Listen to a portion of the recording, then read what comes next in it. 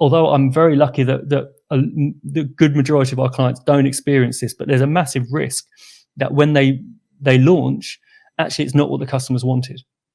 And that's a real danger for a startup, right? If you have an idea for a digital product, clients can often get really, really excited about the big picture, and they just go with that. And their vision for where they're going to be in 5 years, that has to be what's there at launch. And so they sweep aside the MVP idea, the whole lean, let's just start with the smallest thing and release that and see what the customers think, and then see what they want and release that and release that. They're just like, no, that's an essential feature. I need to keep that. And so for a start, the budget pre-launch is huge.